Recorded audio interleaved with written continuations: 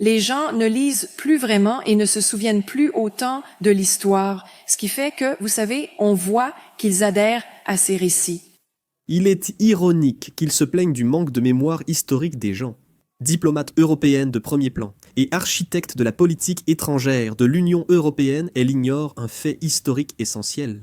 C'est l'Union soviétique, et non les États-Unis ou la Grande-Bretagne, qui a accompli l'immense majorité du travail pour vaincre l'Allemagne nazie, représentant 75 à 80% de la destruction militaire des nazis.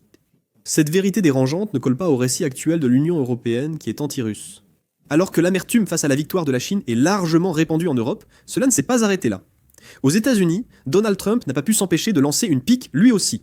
Il a tweeté: la grande question à laquelle il faut répondre est de savoir si le président Xi de Chine mentionnera l'énorme soutien et le sang que les États-Unis d'Amérique ont donné aux Chinois pour assurer leur liberté face à un envahisseur étranger très hostile. Trump a conclu son tweet par une remarque acide. Saluez Vladimir Poutine et Kim Jong-un pendant que vous complotez contre les États-Unis. En tant qu'Américain, je suis très fier du rôle de mon pays pendant la Seconde Guerre mondiale. Mais il est profondément frustrant et décevant de voir cette histoire être déformée à des fins politiques contemporaines. Dirigeants mondiaux à Pékin, et les présenter comme une conspiration contre l'Occident. Mais en réalité, ce défilé a une signification bien plus profonde que ce récit. Vous voyez, le titre de ce défilé était la commémoration du 80e anniversaire de la victoire de la guerre de résistance du peuple chinois contre l'agression japonaise et de la guerre mondiale antifasciste. Cela a marqué la victoire de la Chine sur le Japon, qui avait envahi le pays pendant la Seconde Guerre mondiale. La Chine a payé un lourd tribut, perdant des dizaines de millions de vies dans la lutte contre le Japon impérial. Cependant, aux États-Unis, l'importante contribution de la Chine à la guerre est souvent négligée ou sous-estimée.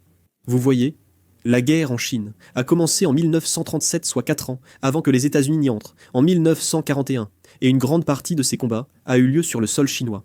Pour les Chinois, cela paraît évident. Beaucoup s'en souviennent encore, et des familles entières en ont été affectées. Beaucoup de Chinois ont des grands-parents qui ont soit combattu, soit été tués pendant la guerre. Bien compris en Chine, cela est souvent oublié en Occident, notamment à cause du rôle du Japon comme allié clé des États-Unis durant la guerre froide.